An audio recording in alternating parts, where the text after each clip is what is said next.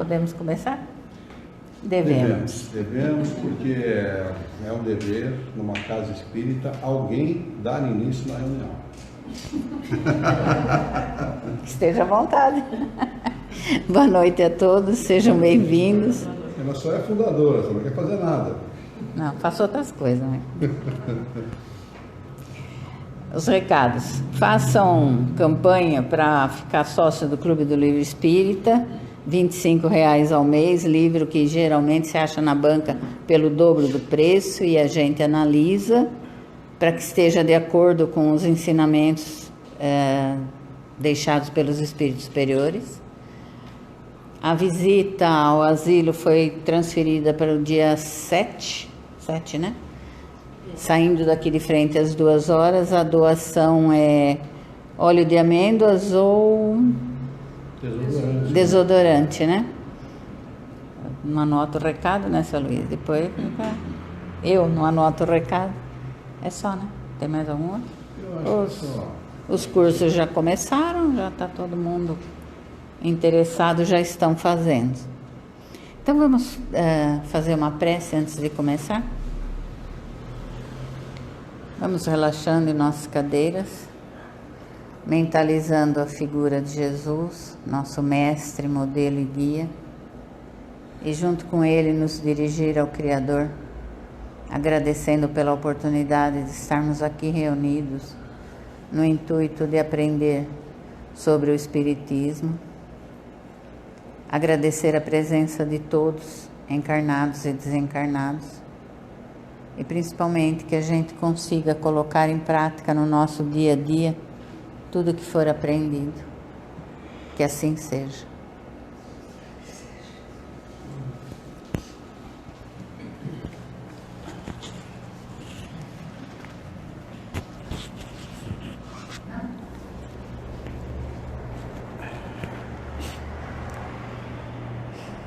Muito bem, boa noite a todos, sejam todos muito bem-vindos. Com muita alegria, com muito carinho que nós realizamos as nossas reuniões públicas para dar continuidade aos nossos estudos sobre a doutrina dos Espíritos. O companheiro já veio até aqui alguma vez, né? Não? Eu achei que já conhecia. Como é seu nome? Jonas. Bem-vindo, Jonas. Já conhece a doutrina espírita? Já nunca esteve numa reunião espírita? Tá certo.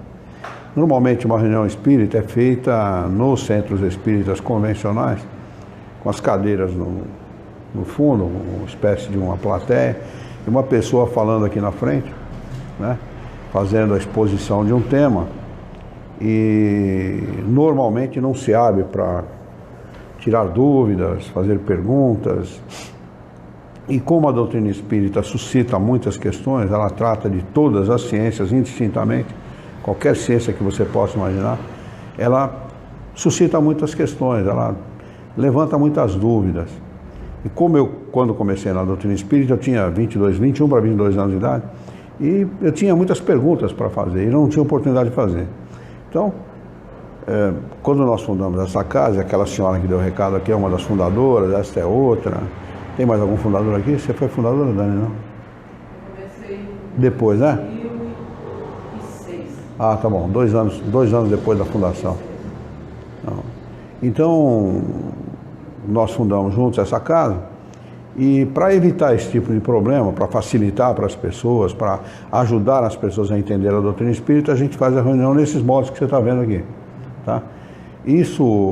Esse molde aqui realmente é uma palestra, né? Que a palestra presume interação, presume comunicação, né? Bilateral, não unilateral, né? Não é monólogo, é diálogo, né? Normalmente nas casas espíritas o que se faz é monólogo, chama de palestra, mas na realidade é uma exposição de tema. E por isso que nós, pelas razões que eu expus para você, que a gente faz a reunião dessa forma. Então, fique muito à vontade para interromper, para perguntar, para tirar dúvida, levantar, ir no banheiro, atender celular. Se não estiver agradando, ir embora, fica à vontade, porque não estamos numa casa de religião, viu? Isso não é uma casa religiosa. A doutrina espírita é uma ciência, e como ciência ela deve ser tratada. Ela é uma proposta Uma proposição e não uma imposição. Tá bem? Bem-vindo. Muito bem. Alguém tem alguma pergunta para fazer? Alguma dúvida? Trouxe de casa alguma questão?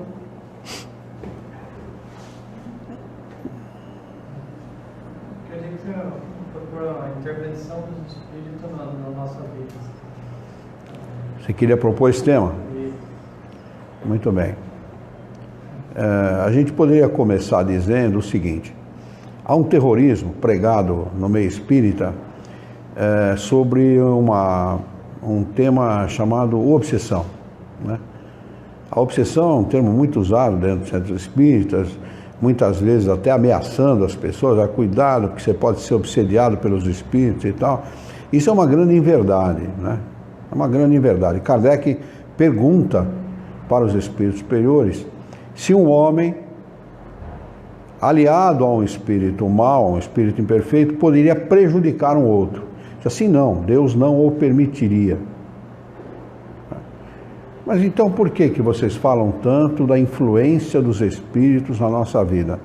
Essa influência se dá em decorrência do nosso pensamento, da nossa maneira de pensar. Da mesma maneira que a influência dos encarnados sobre os outros encarnados se dá da mesma maneira. Ninguém faz parte de um grupo de pessoas, faz parte de uma reunião de pessoas, se não tem pensamentos semelhantes. E é assim que os espíritos, os desencarnados, os homens que já tiveram corpo como nós, e hoje estão sem corpo físico, não é? Se associam a nós. Se nós tivermos bons pensamentos, consequentemente uma boa conduta moral, nós vamos atrair para perto de nós os bons espíritos. Nosso espírito guia, chamado anjo da guarda pela Igreja Católica, né? Ou então um espírito perverso. Um homem, pois não. Você sabe que a prece é uma ferramenta poderosa. Poderosíssima. Eu sei, né?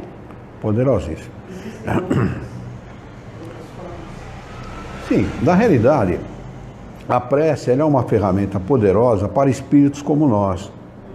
Como nós somos imperfeitos, né? O nosso pensamento ele oscila muito. Uma hora nós estamos muito felizes, no outro momento depressivos, né?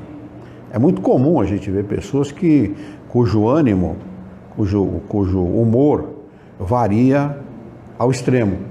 Uma hora o sujeito está dando risada, daqui a pouco ele está bravo e você não sabe por quê, não é?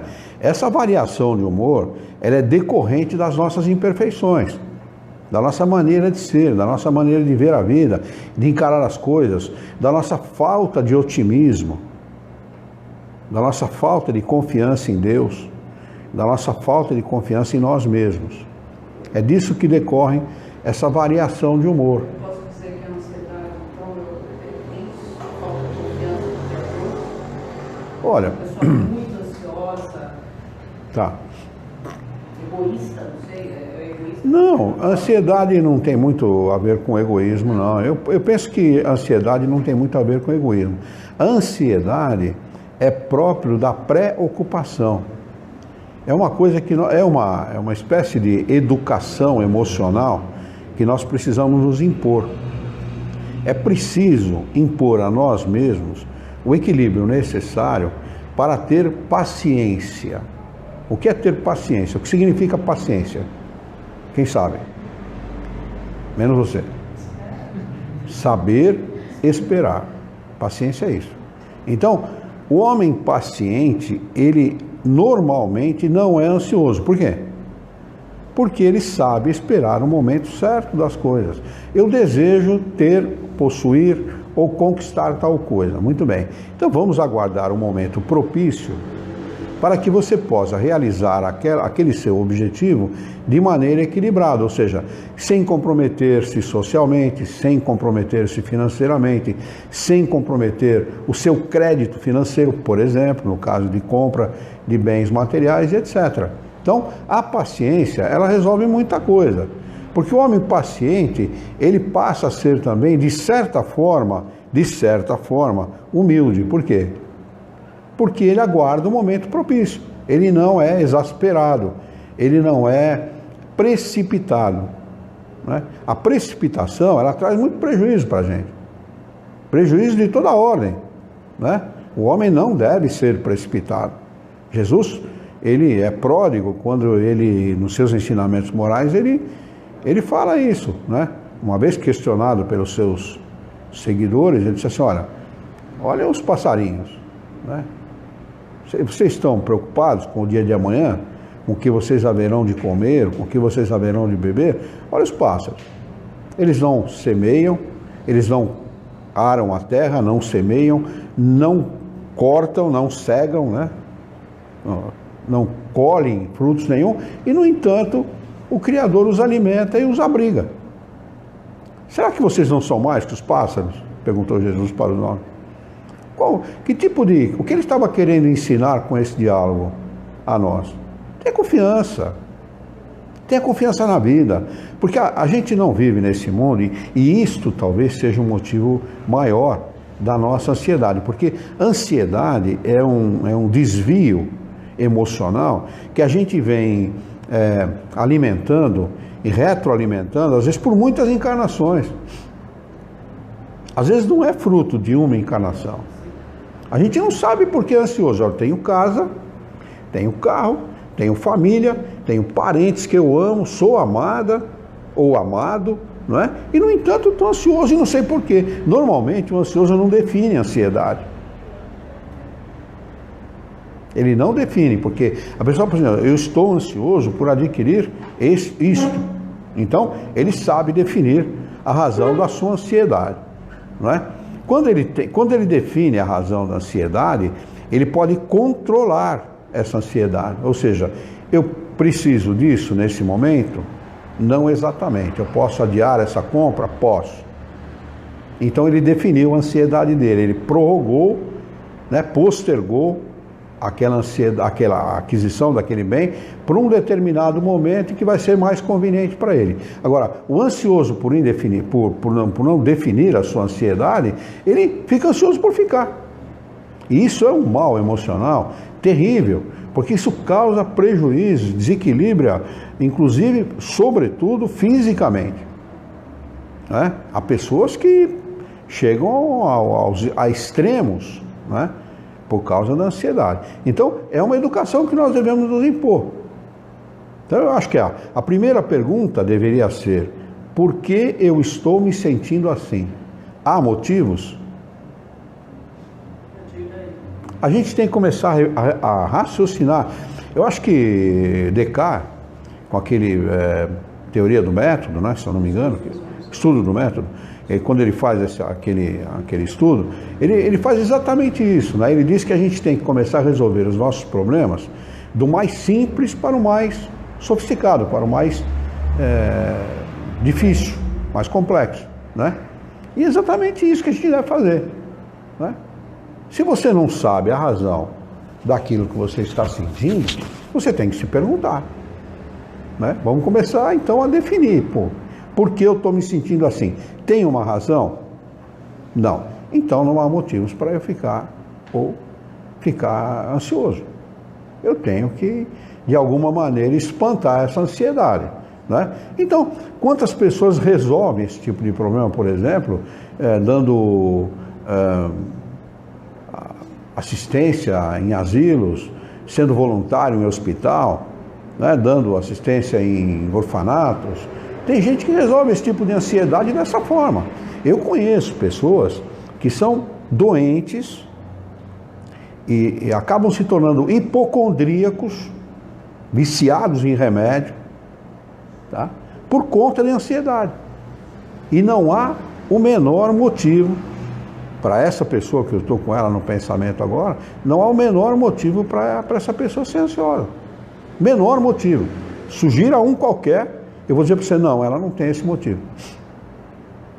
Uma pessoa que tem tudo, saúde, uma boa família, uma boa casa, aliás, não uma, várias, bons automóveis, enfim, do ponto de vista material, tem tudo o que é necessário para uma pessoa se sentir feliz, né? Quando quando as coisas materiais não nos completam, nós temos que perquirir, nós temos que fazer uma pesquisa no nosso íntimo, no nosso ser, na nossa alma. O que está errado? O que eu estou fazendo de errado? Por que eu estou me sentindo assim? Porque esse tipo de sentimento leva à infelicidade. A pessoa fica triste.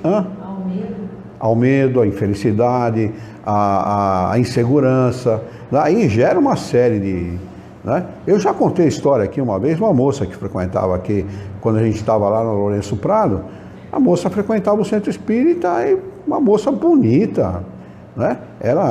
Naquela época, acho que ela não era casada ainda, com um rapaz que vinha junto com ela, não sei se era noivo, o que era, também um moço bonito, formava um casal bonito, né? E esse casal frequentou a casa por muito tempo, e nunca fez entrevista, nunca tomou passe, nada, nunca vinha na palestra só na nossa reunião de sexta-feira, nada mais. Nunca veio numa reunião excepcional, por exemplo, um curso que teve na casa, nada disso. E um dia ela resolveu fazer uma entrevista, ela e ele. E eu fiz a entrevista com ela. E ela começou a falar tantas vezes a palavra medo, que eu comecei a contar. No final da nossa conversa, eu falei para ela, o seu problema está exatamente no fato de você ter medo, sem razão nenhuma. Você falou 17 vezes a palavra medo.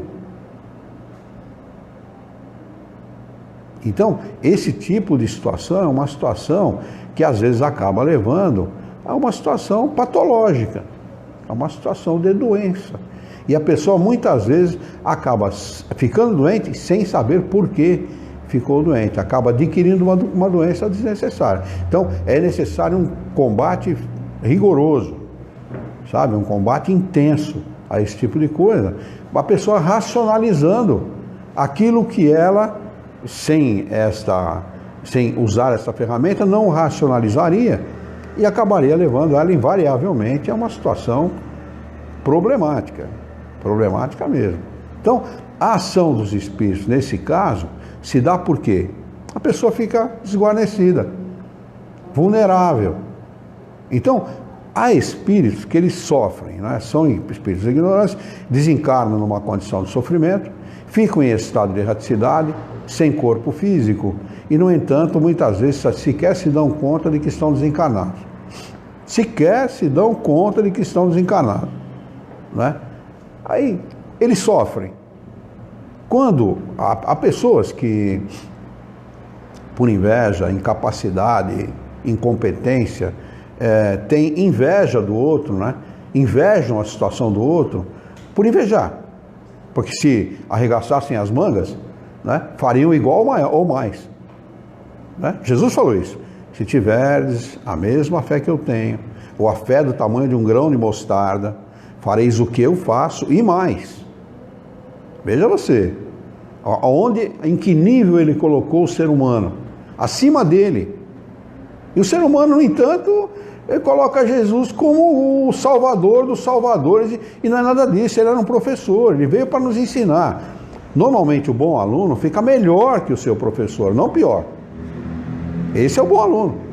O bom aluno é aquele que supera o mestre, não é? Então,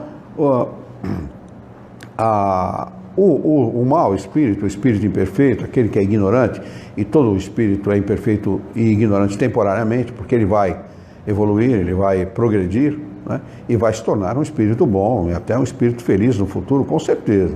Demande o tempo que demandar, demande as encarnações que demandar, ele vai ser feliz. Mas enquanto ele está naquela condição, ele inveja o sucesso alheio. Como acontece com os encarnados aqui, né? Encarnado que tem inveja do outro de graça, de bobão. O cara não faz nada e consegue tudo, o cara não faz nada e tem tudo, né? E, às vezes por incompetência.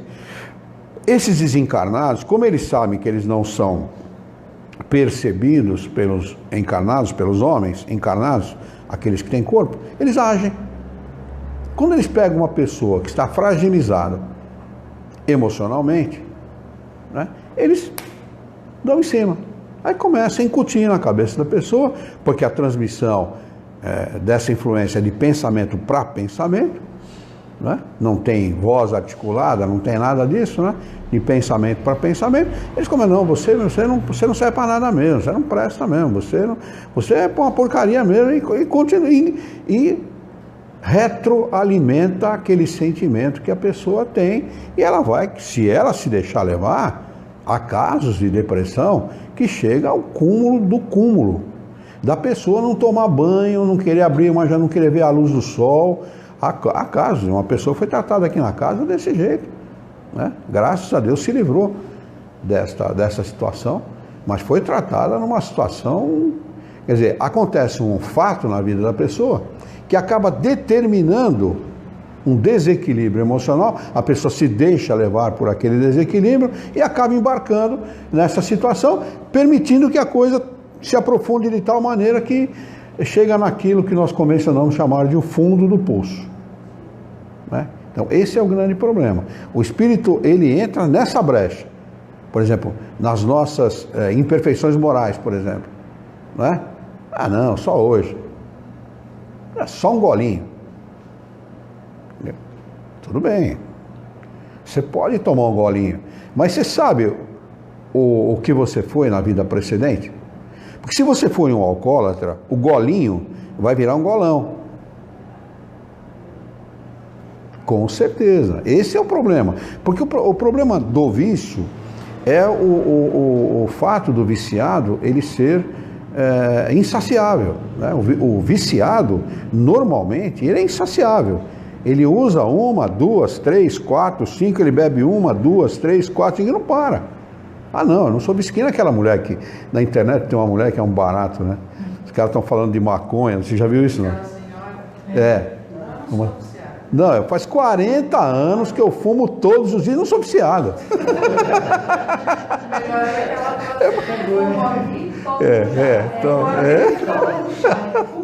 Aquilo é muito bom.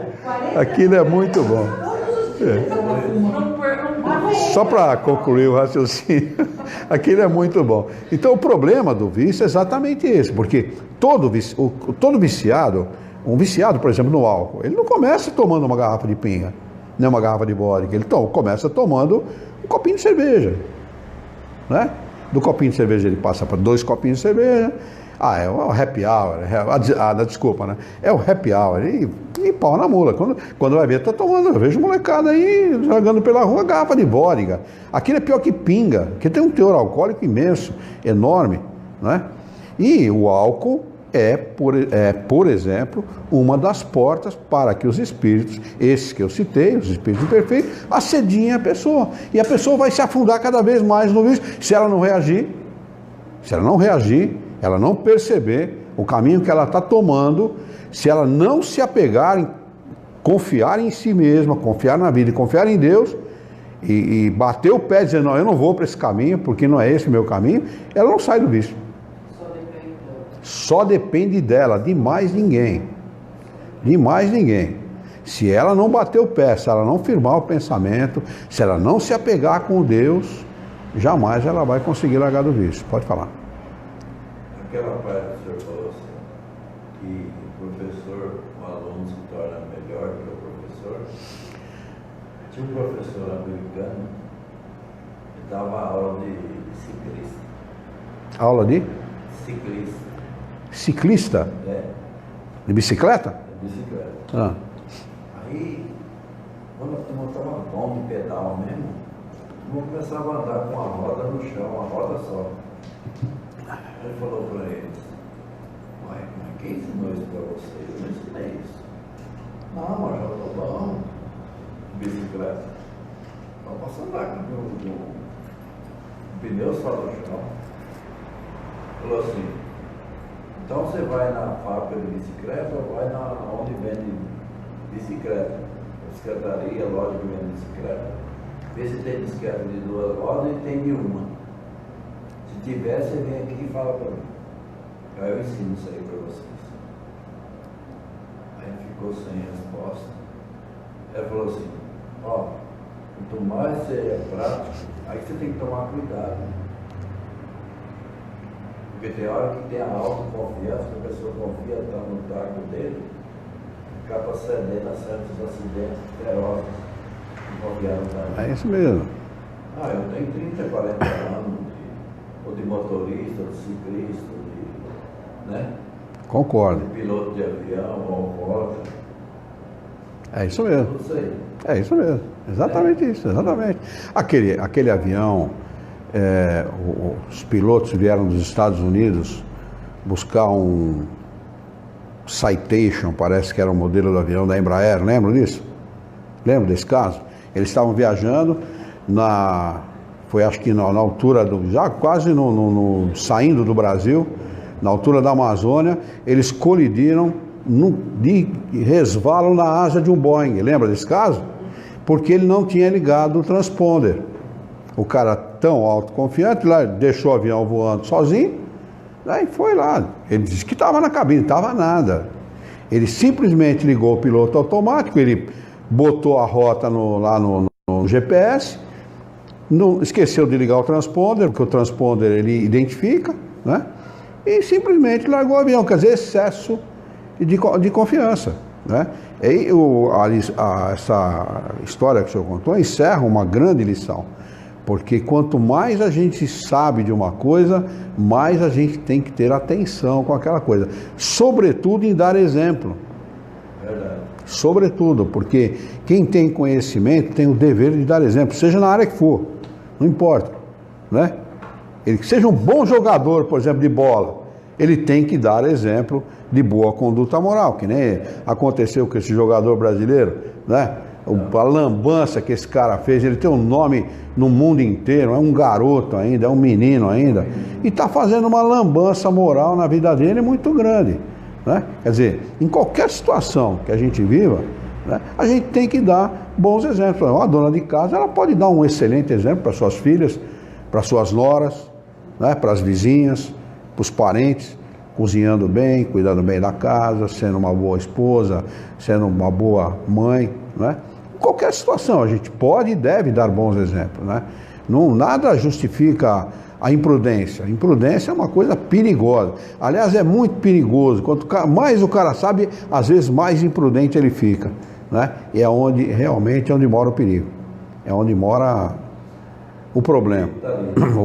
Mas olha, voltando a falar naquilo que o Orlando pediu, a influência dos espíritos, ela se dá na nossa vida por conta disso. Então, nós precisamos estar alerta. A coisa que mais nos livra dessa situação, dessa influência, é a boa conduta moral. Boa conduta moral é ponto-chave, né, para que nós neutralizemos a ação dos bons espíritos. Dos maus espíritos, né? Quando a gente tem boa conduta moral, nós atraímos os bons, e só a presença dos bons neutraliza, espanta, né, a presença dos maus espíritos. É por isso que quando a gente vai numa igreja a gente se sente muito bem, num centro espírita a gente se sente muito bem, num templo qualquer a gente se sente muito bem, exatamente por essa razão. As pessoas vêm com bons pensamentos, desejando boas coisas, aprender coisas boas, falar de coisas boas, fazer coisas boas, e isto automaticamente, né, pela própria intenção demonstrada por nós, intenção pelo pensamento mesmo demonstrada por nós atraímos os bons espíritos. Os nossos espíritos guias nos acompanham. E ainda que haja alguém querendo atrapalhar aquela reunião ou querendo impor alguma coisa ruim naquela reunião, eles são neutralizados, porque os bons presentes, simplesmente a presença dos bons espíritos, simplesmente neutraliza a ação dos maus espíritos, né? É por isso, a gente pode até dizer, por esta razão, e não só vou citar um caso, mas é por esta razão que nós, por exemplo, estamos vendo no nosso governo brasileiro a coisa andar da maneira que está andando. Vocês já perceberam? Evangélicos se aproximam do nosso presidente, nós estamos orando por você. Outras religiões, católicos, por exemplo, se aproximam do nosso presidente, estamos orando por você, né? Então, isto tudo, esses pensamentos agregados no desejo do bem, de criar o bem, de promover o bem, isso tudo acaba desaguando numa situação favorável, né? Porque atrai a presença dos bons espíritos, e atrai mesmo, né? Os maus sempre vão existir, sempre existirão as pessoas que desejam o mal, que promovem o mal, que falam do mal, que alimentam o mal, que querem o mal, não é? Que agem com o mal. Isso sempre vai ser porque nós estamos num planeta de expiação e provas. Os espíritos, quando classificam o nosso planeta, dizem que é um planeta onde o mal vence o bem. Eu falei isso no Centro Espírita uma vez, o presidente do Centro Espírita falou, mas aonde está isso? Eu falei, leia o Evangelho segundo o Espiritismo. Está lá, os espíritos superiores ensinaram a Kardec isso. Ele não concordou, porque a ideia católica, qual é? Que o bem vence o mal. E é mentira. No nosso planeta, infelizmente, pela situação moral em que nós vivemos, o mal vence o bem, não é? Mas o que nós precisamos fazer para neutralizar esse tipo de situação? Agir bem. Agir moralmente bem, não é? Desejar o bem, programar o bem, fazer o bem, viver o bem, não é? Tudo que as pessoas não querem. As pessoas querem o quê? Ter muito, ser muito, ter muita grana, ter muitas coisas, né? E acabam se perdendo nessa situação, né? Em ter e não ser coisas boas, né? Em ter muitas coisas que eles reputam como coisas boas e nem sempre são coisas boas, né? As coisas materiais, elas têm um valor muito relativo. Eu vi 2 meninos na internet, numa cidade que da Paraíba, lá de cima, lá. Não, quando a gente fala de cima, né, dá a impressão que a Terra é assim, né? É porque o mapa, né, mostra que o pessoal tá lá em cima, né? Mas 2 meninos pegando água gelada e jogando numa senhora que tinha problema mental. Um absurdo total. Como é que pode? Onde está o respeito pelo ser humano? Onde está o respeito pelo mais velho? Não é? Que tipo de... Depois o menino vem na internet, 2 jovens, 2 bobões, né? Vem na internet e grava um vídeo pedindo desculpa, não é? Eu, se fosse o pai de um deles, eu ia esfregar ele, a cara dele no chão, falar, vai lá, pede desculpa, vai de joelho. Enquanto você não fizer isso, você vai apanhar, e vai apanhar muito. Você aprender a deixar de ser ignorante, seu verme. Porque uma pessoa como essa não tem outro nome, é um verme moral, não tem, moralmente é desse tamanho assim. Como é que pode uma coisa dessa? Tem que ter respeito por todo mundo. A pessoa é uma senhora de idade, ela tem problema mental desde criança, tem família, tem tudo, mas como tem problema mental, não toma banho, sai pela rua. Quando a família consegue pegar, então dá banho, arruma, limpa e tal, mas quando não consegue, ela fica pela rua, então fica mal cheirosa, é natural, vive na rua, tem problema mental, imagine, né? E o garoto pega e joga água gelada, né? Estava frio naquele dia, depois ela foi para um lugar, deitou num colchão lá, ficou todo molhado o colchão. Imagina, dormiu molhado, é um absurdo, né? É um absurdo, é falta de humanidade. Falta de senso de humanidade, porque não é possível. Então, enfim, depois se segura a umidade, né? Segura a umidade, quer dizer, dormiu o tempo todo naquilo, né? Quando não põe fogo, né? Quando não põe fogo. Não chutam. Outro dia apareceu um filmezinho lá, o sujeito passa e dá com o calcanhar, o sujeito está dormindo na calçada, né? Dá com o calcanhar no cara. Poxa, para que aquilo, né? Para que? Depois as pessoas têm problema na vida, né? As coisas começam a dar errado, né? Problemas na família, problemas financeiros, o cara não sabe muito bem por quê, né? Ele não sabe definir por quê. Mas se ele fizer uma remissão, né, daquilo que ele fez, ele vai ter apenas consequência dos seus atos, né? E a lei de causa e consequência, ela existe e ela é inexorável. Tudo que a gente faz tem uma consequência. Tudo, indistintamente tudo, né? Nós vamos estudar isso no curso Fundamentos do Espiritismo. Essa é uma das leis naturais que rege a nossa vida, né? Então tudo que a gente dá causa, tudo que nós causamos tem uma consequência, tem uma reação, né? E a gente começa causando pelo pensamento. Essa é a primeira causa, né? Essa é a primeira causa. Conheço uma pessoa que está com faz 10 anos já que ele está morando na rua. Puxa vida. A mãe dele falou assim para ele, deu certo que aquele dia eu estava lá. Quando a filha dela entrava a parte da tarde na Santa Casa, ela falava, vem para cá de manhã. Pelo menos você dá uma ajuda para a Bruna, espiritualmente também. Falou, minha filha casou, sua irmã, a Bruna, agora a mãe está só. Fica aqui morando por nós, a mãe. Mas ela mora na rua voluntariamente, porque ela quer? Não, é ele. Ele. Ela casou, foi pra casa dela. Aí a mãe dele falou pra ele, agora você pode ficar aqui em casa com a mãe, você faz companheirismo com a mãe. É bom você ficar aqui. Qualquer coisinha que você fazer de trabalho, tá bom. A mãe não vai apertar você os pais não bem, você quer estar numa firma registrada, você entra. Aí você está aqui, está dentro de casa. E a casa é nossa, ela não paga aluguel. E é num lugar bom, um lugar perto daqui da onde está. Não dá 2 quilômetros daqui lá. Onde é a casa deles. Dela. Ele falou, não, mãe, eu prefiro ir na rua. Tem gente que mora na rua por opção mesmo. Ele fez essa. Perto de mim, falou pra ela. Não, mãe, eu prefiro ir na rua. E é interessante, outro dia entrou um sujeito na minha firma, minha empresa, um jovem, deve ter seus, não tem 30 anos ainda, uns 28, 26, a gente percebe que está judiado, sabe? Sujeito que usa droga, fica com o corpo, com o rosto, demonstra no rosto, né? O uso que ele faz da álcool, droga, esse tipo de coisa, né? Ele falou para mim assim, eu sou no Paraná, não lembro a cidade, Maringá, se eu não me engano, Maringá. Eu sou de Maringá, eu tenho família lá, e eu conheci uma moça pela internet, aqui em Jaú, trabalha acho que na Santa Casa, se eu não me engano. E eu vim para cá, a gente se conheceu e começamos a morar junto.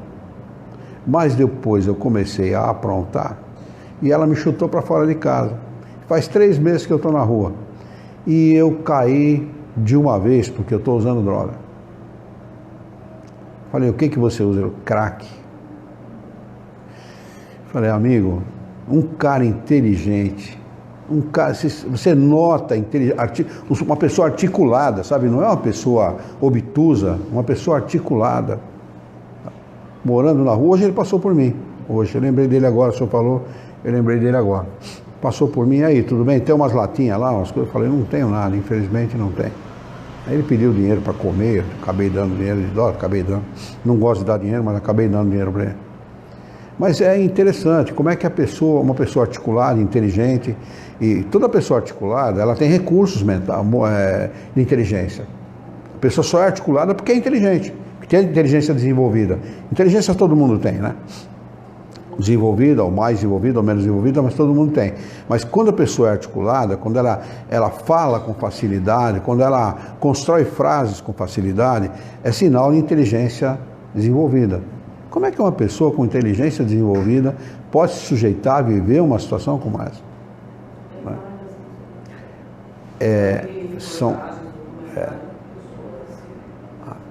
São falhas morais que são exacerbadas, a situação é exacerbada pelos espíritos interessados na infelicidade da pessoa. Ou espíritos ligados a ele de outras encarnações, ou espíritos ligados a ele desta encarnação, que querem a derrocada dessa pessoa, que querem a derrota dessa pessoa, que querem a infelicidade dessa pessoa. Como a pessoa, ela acha que ela não vale nada, porque normalmente a pessoa pensa assim, eu não sou ninguém. São pessoas materialistas, muitas vezes, que não levam em consideração o valor humano. Porque o ser humano, ele não tem valor pelo número de zeros que ele tem à direita na sua conta bancária. O ser humano tem valor porque é humano. Ele tem valor porque ele é um ser humano, não é? E não levam isso em consideração. E acaba, muitas vezes, afundando cada vez mais nessa situação, acabam resvalando para o caminho da droga, do vício, e acabam, muitas vezes, invariavelmente, muitas vezes, numa situação cada vez pior, às vezes acabam numa cadeia ou alguma coisa assim, né? É impressionante como a ação dos espíritos, nesse caso, viu, Orlando? Ela fica nítida. A gente nota, sabe? A gente que estuda esse tipo de assunto, né? A gente acaba notando que por trás de toda aquela inteligência, por trás daquela pessoa, tem ali o componente espiritual visível. Tinha um jovem, como é que era o nome dele, Ara?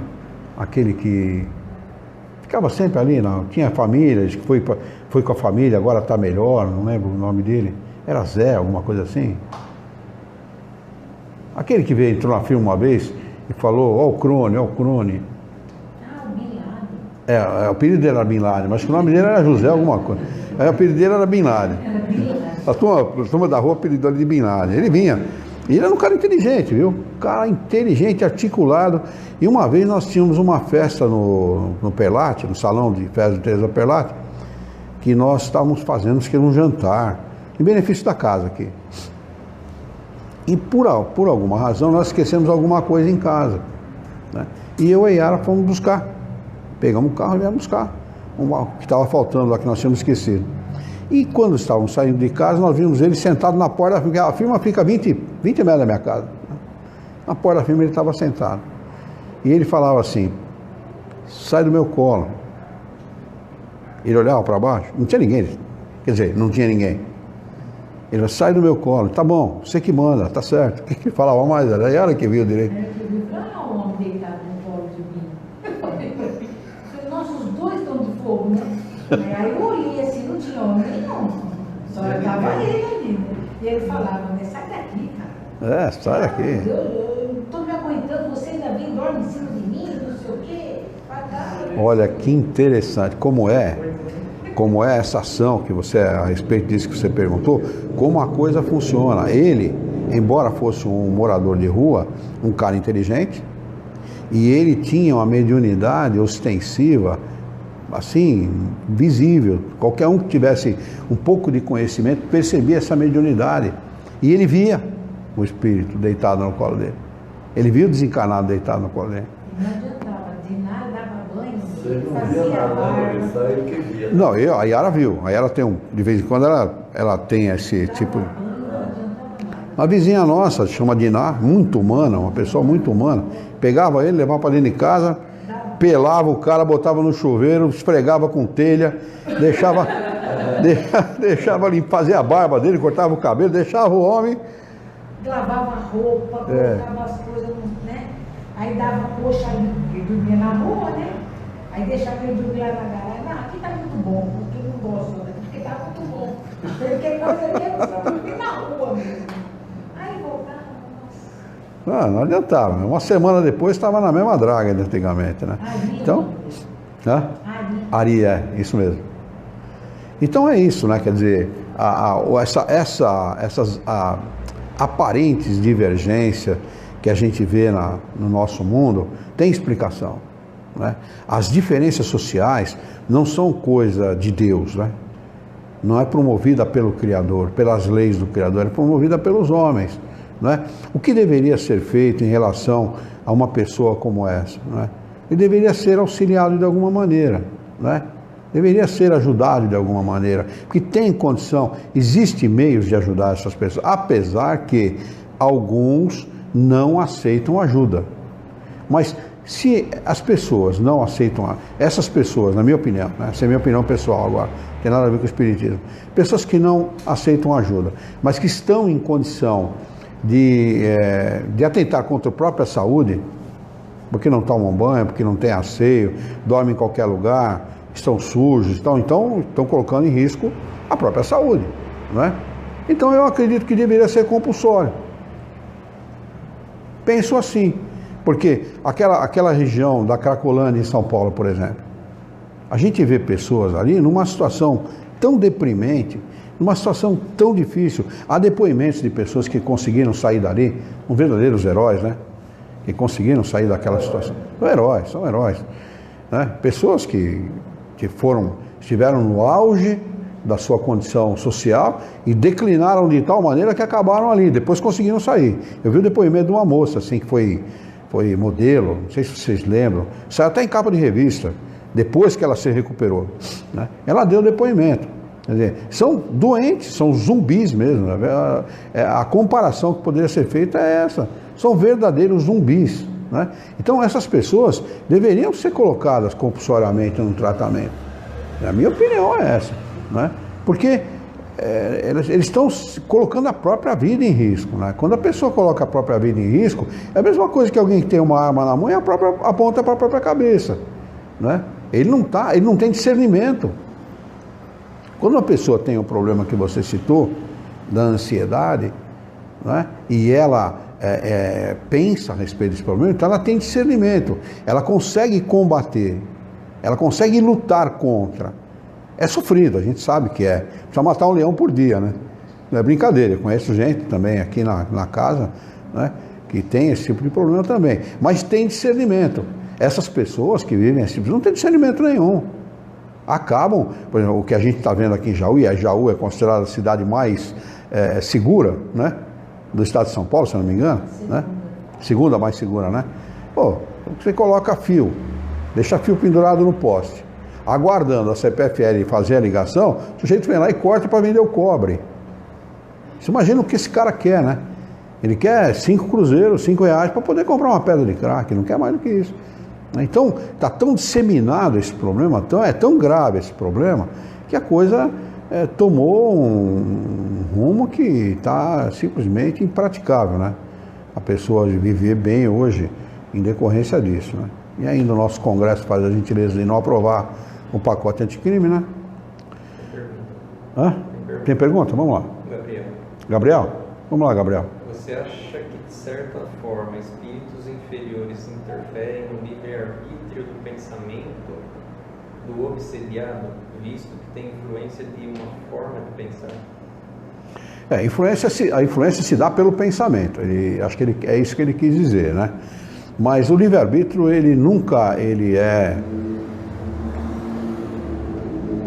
vamos dizer assim, ele nunca é infringido, ele nunca é superado por qualquer tipo de ação ou por qualquer tipo de influência. Os espíritos ensinam que, seja qual for a situação que nós vivermos, qual for, a decisão final é sempre nossa. Você pode, se quiser, fazer uma outra opção. Se quiser, porque aí, como Kardec ensina, Revista Espírita de 1864, se não me falha a memória, eu não lembro, se não me engano, setembro de 64, onde ele diz que vontade não é um atributo do espírito. Vontade, ela vem do bom uso da inteligência, né? Então, a pessoa começa a usar a inteligência e ela começa a fazer determinações a si, né, que acabam emulando a vida da pessoa para o bem. Ela se torna um emulador, se torna uma coisa que vai, algo que vai fazer com que a pessoa mude aquela situação, que mude a sua própria conduta. Isso é tão verdade que você pega pessoas, por exemplo, como essa que eu citei, né, que foi uma modelo de nome, né, veio de uma outra cidade, que eu não lembro agora, também não lembro o nome dela, uma jovem alta, bonita até, e ela vem para São Paulo, faz alguns trabalhos e tal, depois chega num determinado momento, ela não é mais requisitada. E ela acaba se prostituindo por conta disso, e se prostituindo ela começa a usar drogas, e começando a usar drogas ela declina ao ponto de chegar a viver na Cracolândia. Imagina a queda, né? Vertiginosa. Então, a gente pode dizer o quê? Ela optou pela vida de modelo, ela optou por se prostituir, ela optou pelo uso da droga e ela optou por viver na Cracolândia. E é tão verdade isso que ela optou sair da Cracolândia. Foi esse caso. Então, quer dizer, em última instância, quem decide é sempre o espírito. Nós não poderemos, eu estou falando poderemos no sentido no futuro mesmo, conjugando o verbo no futuro, porque nós não poderemos acusar ninguém e nem permitir que ninguém seja responsável pela nossa felicidade e nem culpar ninguém pela nossa infelicidade. Quando nós desencarnarmos, se formos felizes, nós só deveremos a nossa felicidade a nós mesmos, ao nosso trabalho, ao nosso empenho, à nossa dedicação, aos nossos bons atos, às nossas boas determinações. E se nós formos infelizes, o único, exclusivo culpado disso seremos nós mesmos.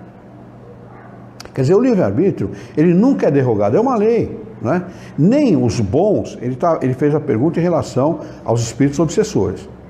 Nem os obsessores e nem os bons espíritos podem influenciar o nosso livre-arbítrio. Eles não podem mudar. É por isso que a gente pode aqui garantir, né, pela por um raciocínio lógico, de que Jesus não fez milagre. Né? A doença faz parte do programa reencarnatório de um espírito. Ele determina os problemas que ele quer viver numa encarnação.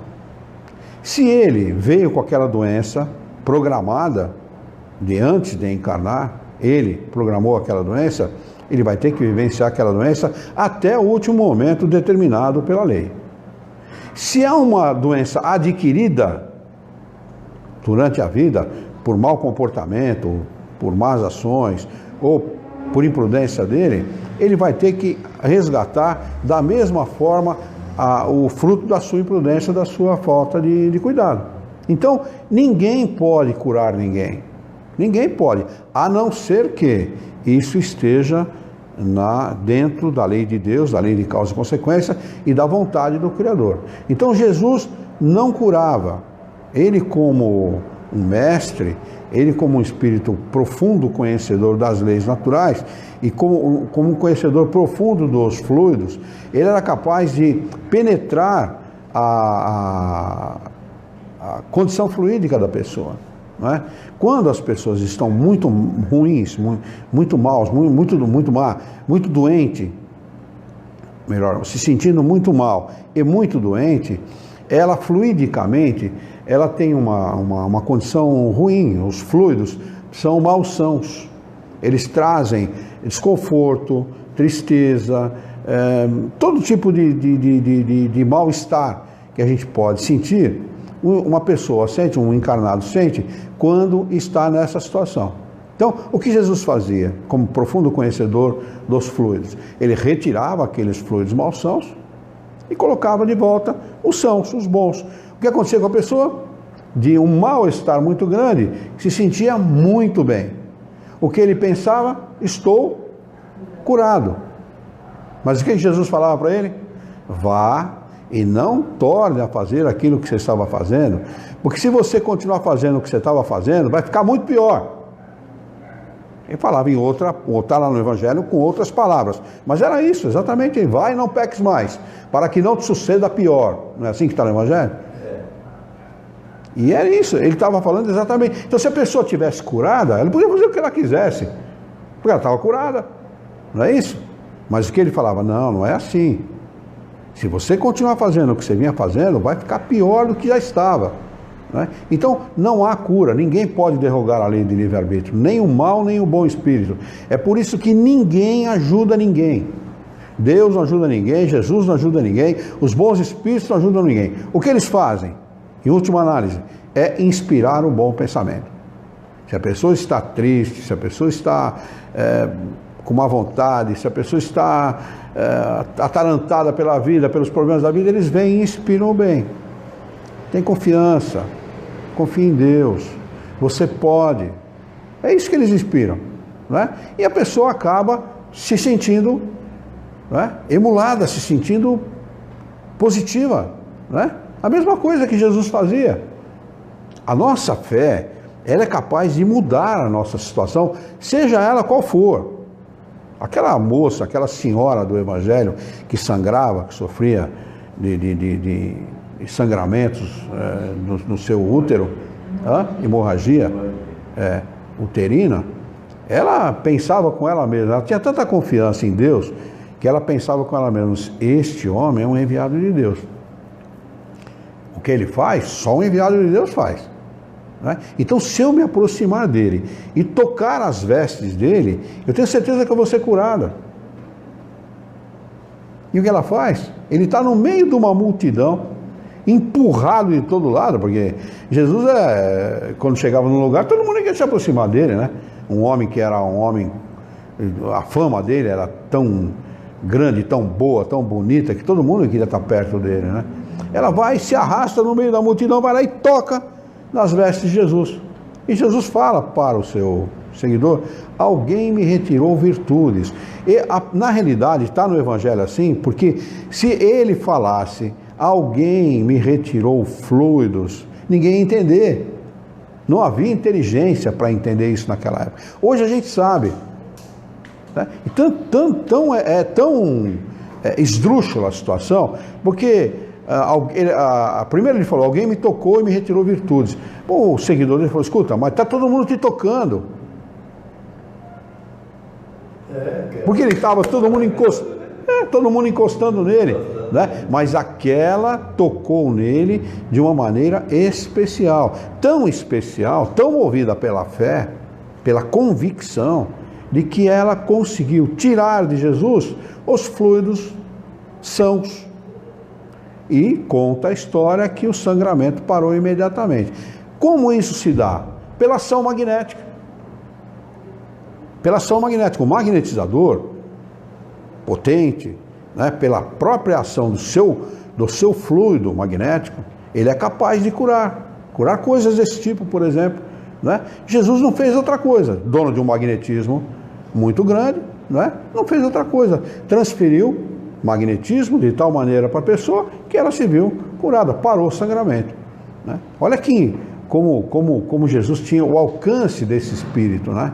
O alcance do conhecimento desse espírito, o alcance da pureza desse espírito, que era um espírito puro, eu não tenho a menor dúvida. A gente fala, não, ele não era um espírito superior, não, era um espírito puro, ele não devia nada, ele era um espírito sublime, não tem. Jesus só encarnou para ensinar o homem, ele veio no momento em que a sociedade era uma sociedade materialista, uma sociedade ignorante, uma sociedade que estava ignorando o Criador, estava ignorando a sobrevivência da alma, a imortalidade da alma, e ele veio para se dedicar ao homem, para ensinar, para plantar aquela semente a fim de mudar o pensamento do homem, porque o pensamento do homem não muda, é milênios para mudar a maneira de pensar, milênios. Não é 10 anos, 20 anos, 100 anos que muda a maneira de pensar. São milênios, tanto que faz 2000 anos e nós estamos começando a entender melhor Jesus agora. Com o avanço da tecnologia, o avanço da inteligência do homem, o avanço do entendimento do homem a respeito das coisas, nós começamos a entender aquele professor agora, que foi tido como um salvador. Mas que de salvador não tinha nada a ver para salvar ninguém. Ele sabia que estava todo mundo salvo. Se o espírito é temporariamente mau e ele vai chegar a ser um espírito puro, ele precisa ser salvo do quê? De nada. Não tem que ser salvo de nada. Na realidade, o que ele tem é que progredir. E aquilo que Kardec chama, que os espíritos superiores ensinaram a Kardec, como progressão dos espíritos, né? O espírito encarna com esse objetivo, com o objetivo de progredir. Mas o que o espírito faz quando chega aqui? Eu quero gozar a vida, né? Aí pau na bebida, pau nas drogas, pau em tudo quanto é coisa, sexo com tudo, de tudo quanto é jeito. O que acontece com o espírito? Ou ele estaciona, ou ele progride muito pouco. Aí desencarna como? Mal pra caramba. Aí toca reencarnar para tentar refazer aqueles passos que ele deixou de fazer numa outra encarnação, né? Então, o conhecimento disso para nós é muito proveitoso. Por quê? Porque nós temos que dedicar a nossa encarnação o máximo possível, sem deixar de viver a vida material, sem deixar de viver a vida na matéria, mas dedicar o máximo possível a conquistar os bens espirituais. Esse tem que ser o propósito da nossa vida, conquistar os bens espirituais, porque esses são imperecíveis, como o próprio Jesus ensinou. Esses as traças não roem, o ladrão não rouba e a ferrugem não corrói, não é? Diferentemente dos bens materiais, que está sujeito a tudo isso. O cara junta. Eu sempre que eu comento esse tipo de coisa, eu lembro de um sujeito que foi no programa do Jacinto Figueira Júnior, o Homem de Sapato Branco. Quem lembra desse programa? Esse cara foi o cara que deu mais audiência na Globo, hein? Jacinto Figueira Júnior morreu esquecido pela Globo, viu? Foi uma injustiça que cometeram com ele. Mas Jacinto Figueira Júnior fazia um programa chamado O Homem de Sapato Branco. E uma vez apareceu nesse programa, ele fazia entrevistas, né? Ou então reportagens assim, de estardalhaços, fazia estardalhaços danados, porque não sei o que lá e tal. Aí apareceu uma senhora e um senhor de idade no programa e começou a entrevistar. E esse senhor começou a contar a história dele. Trabalhava que nem um maluco, mas trabalhava muito. O cara era um burro de carga. Trabalhava de noite, de sol a sol, todo dia, né? E ele não confiava em banco. Não vou botar, meu dinheiro é meu e o dinheiro que eu ganhar eu vou guardar. O que ele fazia? Como fazia antigamente, guardava embaixo do colchão. Só que ele, em vez de guardar embaixo do colchão, ele colocava em mala. E ele estava no programa com 3 malas, mas 3 malas, viu? 3 malas desse tamanho, assim larga, cheia de dinheiro. Ele achava, na cabeça dele, que era o quê? Era rico. Ele era rico. Só que o dinheiro, quando ele foi no programa do Jacinto Figueira Júnior, já tinha mudado 3 ou 4 vezes. Aquilo era um monte de papel colorido que não valia absolutamente nada. Agora eu pergunto para vocês, estava certo Jesus ou não? Absolutamente certo.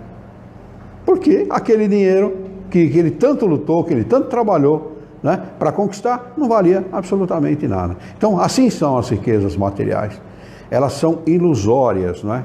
Embora nós precisemos muito dos bens materiais, elas amealhar muito, ou seja, enganar, corromper, roubar, praticar todo tipo de delito para ter coisas materiais. Se a pessoa soubesse o que ela está fazendo contra o seu próprio espírito, o que ela está fazendo contra a sua própria infelicidade, ela jamais cometeria um ato como esse, jamais. Tem outra pergunta. Tem? Vamos lá. Gabriel, sobre pluralidade dos mundos inferiores e superiores. Em planetas menos evoluídos terão uma manifestação de um grande espírito, assim como Jesus, nesses mundos, para dar um norte a eles, ou os processos podem variar? Eu acredito que não. Eu acredito que em planetas primitivos a coisa não aconteça dessa forma. A coisa não com espíritos do jaez, da altura espiritual, da altura moral de Jesus. Acontece, da minha opinião, pelo que eu estudei até agora de doutrina espírita, pelo que eu conheço das 5 obras de Kardec, a coisa acontece mais ou menos assim. Vamos pegar uma pessoa aí, um grande criminoso aqui na Terra, vai. Escolha um aí. Fernandinho Beiramar? É inteligente, não? É ou não? Sim. Muito inteligente, né? Se ele fosse burro, ele não tinha ganhado o dinheiro que ele ganha. Não é isso? E ele comanda o crime até hoje, de uma prisão federal de segurança máxima. Tem advogado para tudo quanto é lado. Bom, não precisa falar muito da inteligência dele. Quer escolher outro criminoso, não? Ou esse tá bom? Tá bom, então tá bom. O que acontece com espíritos que não se redimem ao longo de uma encarnação como essa dele? Vamos supor, ele desencarna e não se redime não. Tá certo o que eu fiz e vou continuar fazendo, está acabado. Renitente no mal, não é isso? Ele persiste no mal. O que acontece com o espírito? O que pode, não o que acontece. Aqui eu usei o verbo errado. O que poderia acontecer com um espírito como esse? Reencarnar no mundo primitivo. Então, qual é o valor de uma reencarnação de um espírito como esse no mundo primitivo? Primeiro, que ele não vai poder traficar droga. Segundo, que ele não vai poder cometer os mesmos crimes que ele comete no mundo como o nosso. Porque ele precisa de tecnologia, não precisa? Ele precisa de celular, né? Ele precisa de um aparato de juristas para dar essa assessoria para ele. Ele precisa de automóvel, né? Ele precisa se locomover. Ele precisa de avião para transportar droga e tal, não é isso? De fuzil, de armas, né? Tecnologia, estou falando, né? Da ciência aplicada. Não, nesse mundo primitivo não vai ter nada disso. Não conhece o fogo, não conhece a roda, não conhece nada disso. Então, qual a utilidade dessa encarnação? Primeiro, que ele não vai poder cometer os mesmos crimes. E segundo, que ele vai ter que utilizar a inteligência dele para resolver os próprios problemas. Então, como é que vocês acham que esses homens primitivos descobriram a roda, o fogo e tantas outras coisas? Como é que vocês acham que esses homens primitivos que viviam em árvores descobriram um movimento chamado movimento de pinça? Porque esse movimento aqui, ó, é que permitiu que o homem descesse da árvore para o chão. Ele vivia na árvore porque ele precisava se defender dos predadores. Ele não sabia se defender dos predadores. Tanto que o nosso intestino é para comer frutas e não carne. Nosso intestino é longo. Todo carnívoro tem intestino curto, porque ele precisa digerir logo. Ou então a carne apodrece dentro do organismo dele antes de ser expelida. Não é? Então o homem desenvolveu o seu intestino em árvores. Ele era frugívoro. Agora, a partir do momento que ele faz esse movimento, ele aprende que ele pode pegar alguma coisa para se defender, para matar o seu predador, ou para espantar o seu predador. Como é que ele aprende esse movimento? Com outros homens, com homens que têm mais inteligência, que têm esse conhecimento. É assim que a coisa funciona. Então, essa inter-relação entre encarnados e desencarnados, encarnados e encarnados, desencarnados com desencarnados, promove esse tipo de situação que se chama evolução, que se chama progressão dos espíritos. É assim que funciona. Um espírito como Jesus, ele só poderia aportar um mundo como o nosso. Por quê? Ele precisava de uma coisa chamada maturidade do senso moral e também maturidade da inteligência. Como é que você vai ensinar alguém que não tem maturidade de inteligência? Não tem como. O cara não vai te entender. Será que ele não perguntou de um mundo igual ao nosso? Não, perguntou de um mundo inferior, não foi isso? Ah, inferior. De um mundo inferior. Né? Então, ele precisava vir no momento em que o homem primeiro, o homem precisava ter a fé na unicidade de Deus.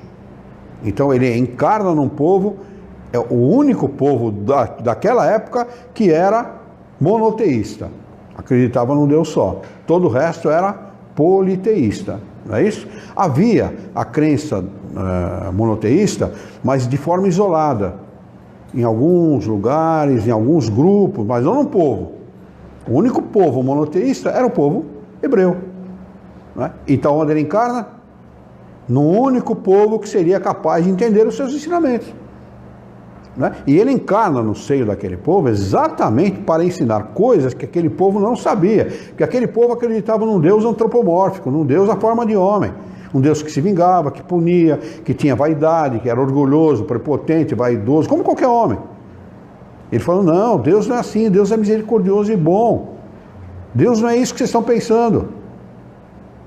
Não é? Quando ele fala assim, eu não vim para derrogar a lei, mas para dar cumprimento dela, ele estava querendo dizer da lei dos 10 mandamentos, que aquela tem origem divina. Todo o resto eram leis civis, com o objetivo de conduzir, de ajustar aquele povo, que era um povo semi-selvagem. Né? Então, como um espírito desse pode encarnar no meio de um povo que não tem nem fogo, não sabe nem o que é a vida, né? Vive mais pelo instinto do que pela inteligência? Né? Ele encarna no momento em que o homem vive mais pela inteligência do que pelo instinto.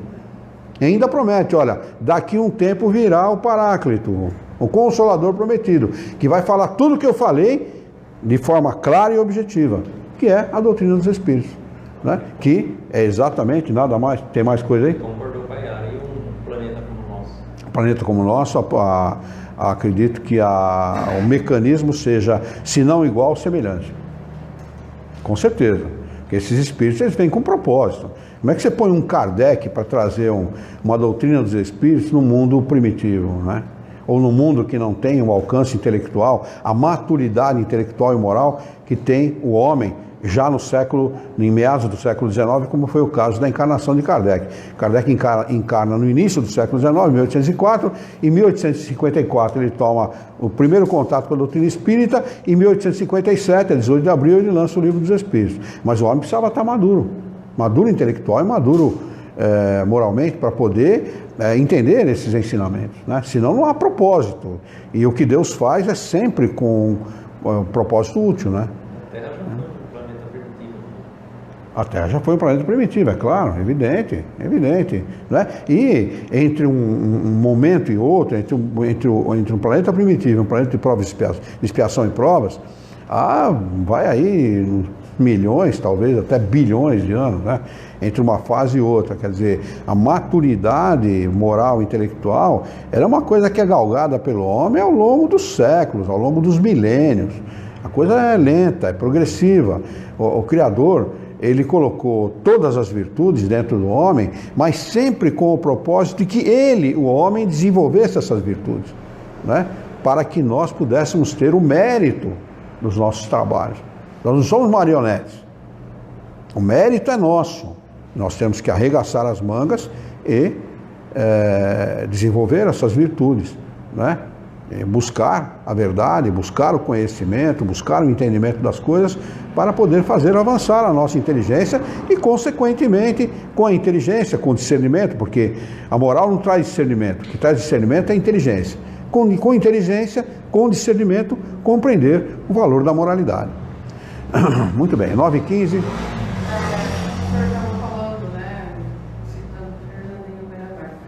Um espírito que persiste na maldade, fala que pode ser, pode que ele encarne num mundo primitivo. Sim. Ele leva com ele o conhecimento. Sim, nunca perde. Conhecimento é uma coisa que nós não perdemos nunca.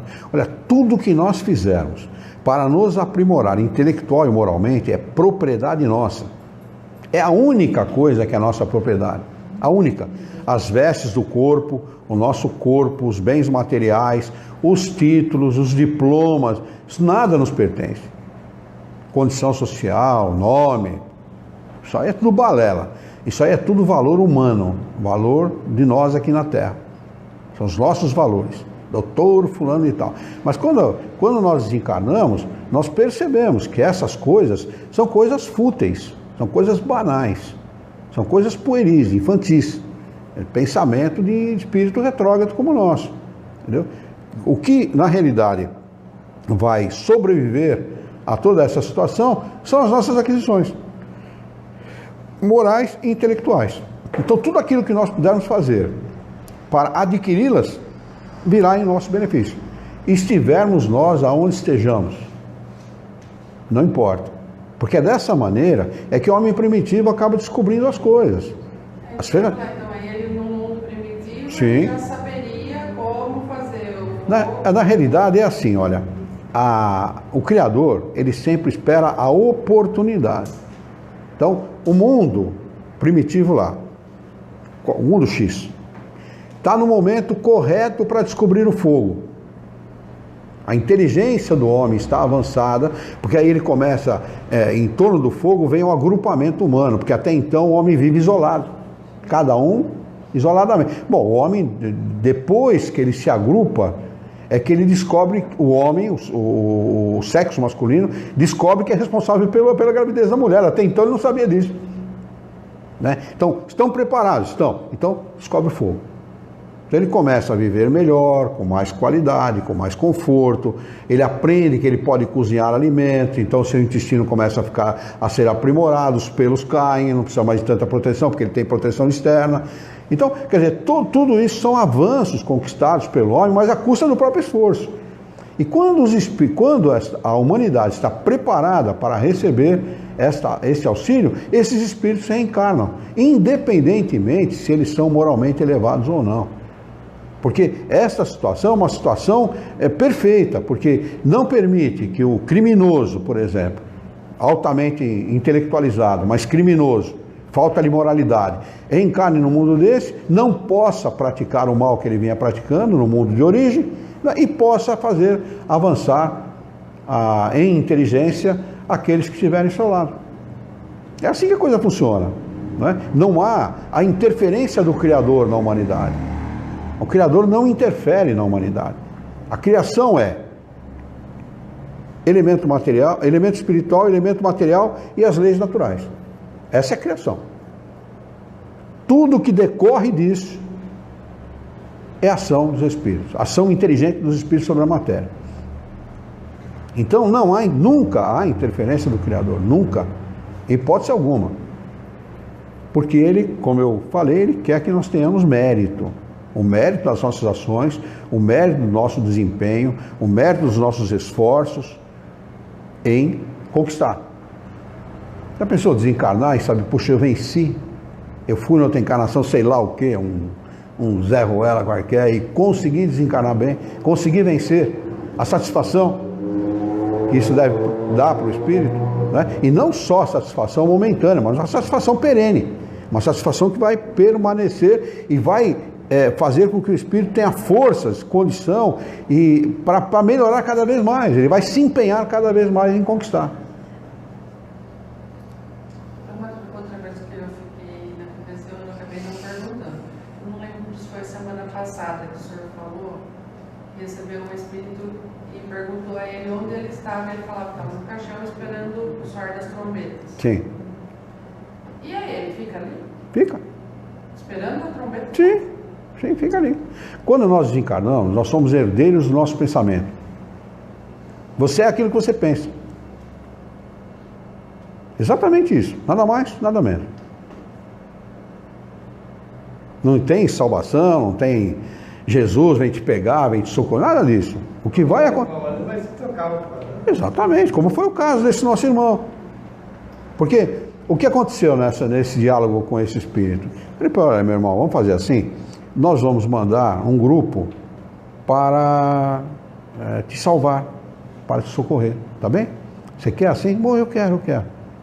Tá ali, né, sofrendo, porque fica numa situação desconfortável, né? Aí, quem vai se aproximar dele para conversar com ele, para esclarecer ele? É o espírito guia, os espíritos interessados na sua felicidade, pai, mãe, tio e tal, entendeu? Se aproximam, começam, ô fulano, tudo bem? Como ele reconhece, começa a dialogar, começa a explicar, esclarece o espírito esclarecido. A minha avó passou por uma situação semelhante. A minha avó, espanhola, chamava-se Isabel Herrera Dias, o nome dela, ela aprendeu a ler em português na Bíblia. Ela amava Jesus de paixão, amava. A palavra na boca dela era Jesús. Me Jesús, me amado Jesús. Era assim, o tempo inteiro. Quando eu convivi muito com ela, eu era garota, ela fazia um arroz e feijão, que era uma delícia, era uma coisa extraordinária. Ô, irmão, então o Luiz cozinha bem, né? Não, eu não. Quem cozinha bem é ela. Espanhol vai bom. O meu avô era um excelente cozinheiro. Pelo menos puxou espanhol.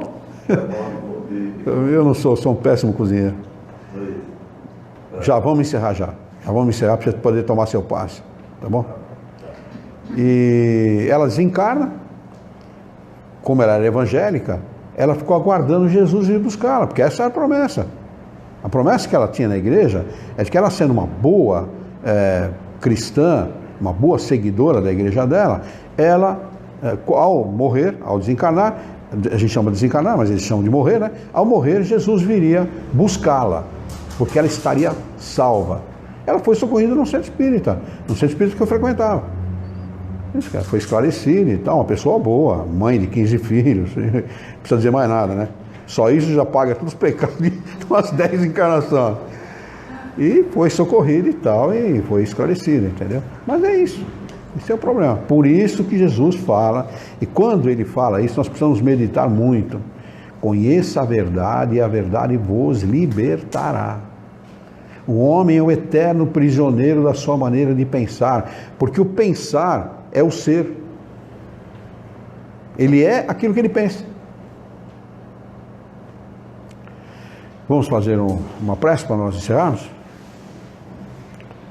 Vamos então elevar o nosso pensamento, nos colocar bem à vontade nas nossas cadeiras, mentalizar a figura excelsa e amiga de Jesus, Ele que é o nosso mestre, é o nosso modelo e guia da humanidade, e juntos com Jesus nos dirigir ao Criador, ao Senhor da vida, fonte inesgotável de paz, de amor, de bondade, de misericórdia e justiça, para agradecê-lo muito pela oportunidade de aqui estarmos reunidos em seu nome, para discutirmos a vida à luz da doutrina dos Espíritos.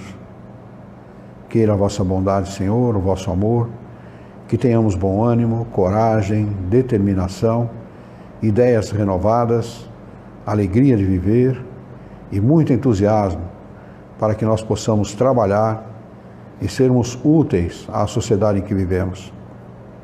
Dá-nos ainda, Senhor, a coragem necessária para que nós possamos orientar a própria existência por um profundo e sincero respeito pelo nosso próximo. Em Teu nome, em nome de Jesus, em nome dos bons espíritos, em nome do nosso diretor espiritual e de sua equipe, nós declaramos encerrada a nossa reunião pública desta noite, e que assim seja.